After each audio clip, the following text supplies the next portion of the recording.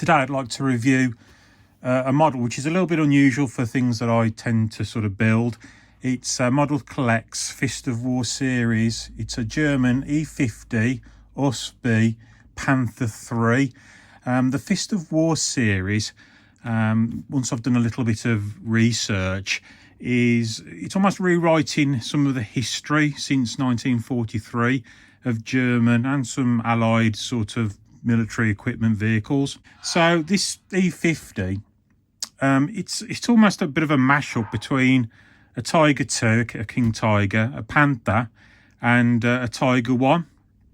I think the theory behind it is that they were looking to try and make the tanks less complex, less man hours, like machinists and whatever, so they could drive productivity up.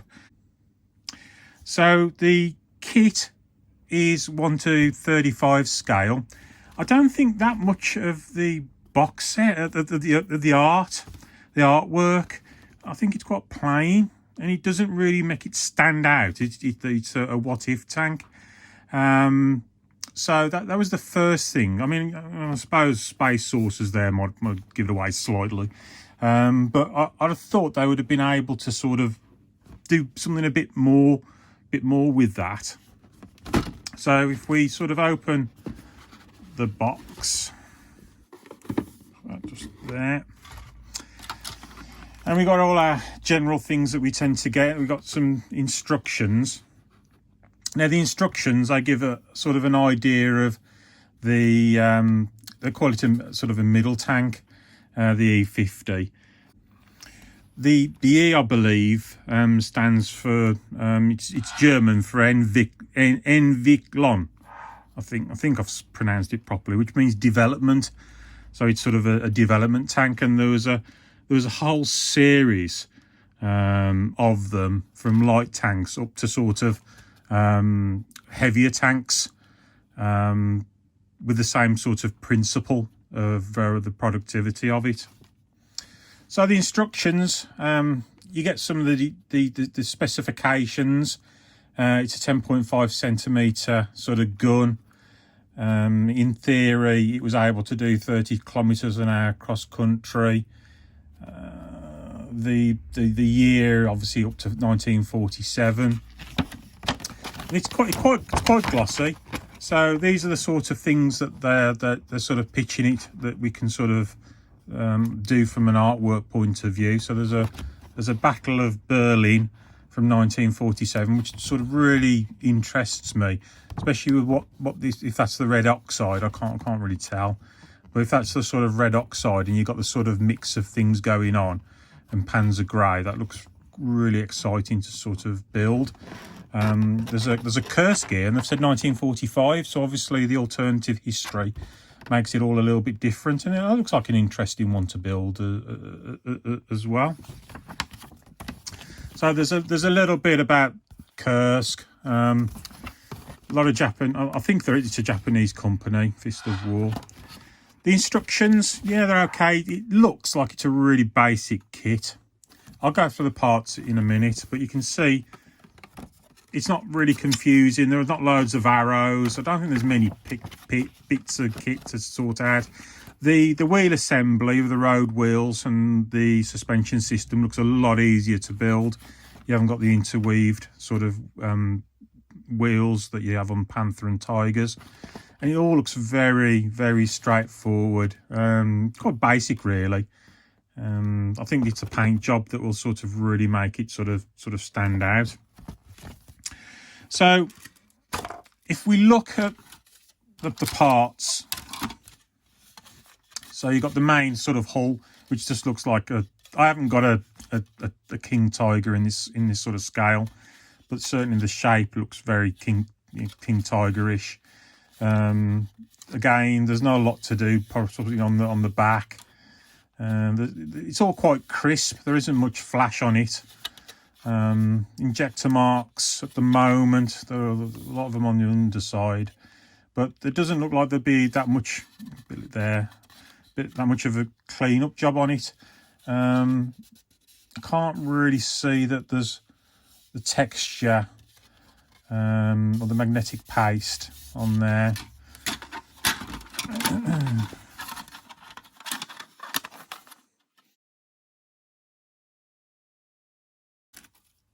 So it's a turret again, looks very Pantherish. Not much detail again.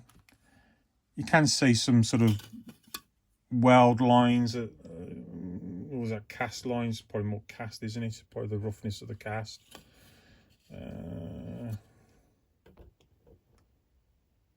Again, that looks, I mean, if that was weld, that'd be really rough. But that looks more cast than anything. But I don't know. Perhaps you can leave a comment. There's the actual gun split, unfortunately. There's going to be a little bit of work to sort of get that to work. I think looking at it, there isn't much to do with the hatches. Some of them are closed, so we can't mess around with the tank, and there's no figures either. I've noticed in this, so which is a shame really. It'd have been good with a few figures. But again, no real marks. Nice, clean, and sort of crisp. Can't imagine much work and sprawl.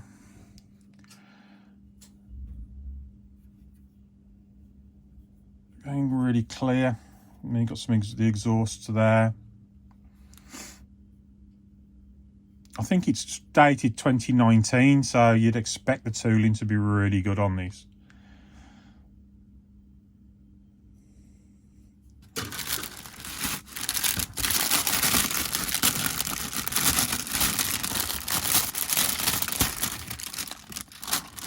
Sort of the road wheels. There's less work to do, because that's the sort of suspension system you've got on it. So it's going to be an easier build to sort of construct all that. Some great things that we can sort of get washes into and all sorts.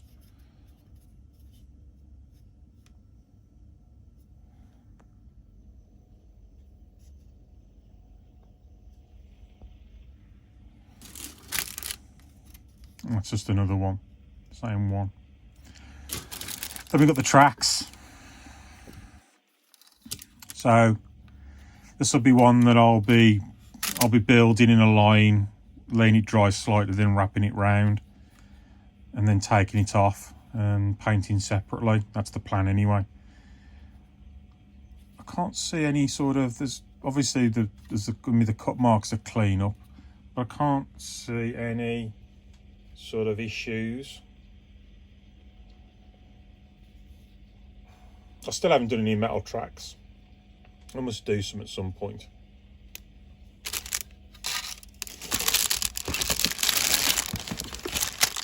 And then there's the decals. You can build a whole Panzer group with them, really. So they look nice and sort of crisp. I mean, obviously I haven't tried to put them on yet, but they're not very old. So you'd hope that they'll fit really, really nicely. I don't know if they're too thick. I'll know more when I've had a crack at sort of building it. So I just thought it'd be interesting just to compare it with a Panther that I built a couple of months ago. So that's the sort of Panther. So it's a little bit longer, isn't it? It's not massively longer, just a little bit longer. There is a video for the Panther as well if you'd like to see the way I painted it. I know it's a Panther III, and I've painted it light wool, but I just like the colour scheme of it. So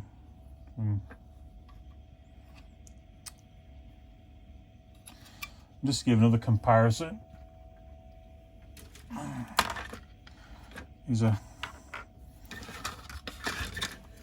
Panzer II, just to show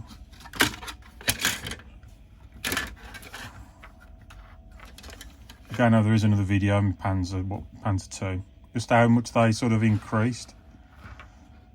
Incredible, really. I hope that's helped you if you're thinking of looking for this sort of tank, this what if sort of scenarios with the Panther 3. I hope what the detail you've seen can give you an idea whether you think it's worth a purchase. I got this from the Tank Museum in Bovington in the UK. I hope it sort of helps. If you can sort of like the video and subscribe to my channel, that would really help me. It encourages me to make these sort of videos and try and share anything I've found out or something I've got. Otherwise, drop me a comment if you've got any questions or you'd like to see anything else. Cheers. See ya.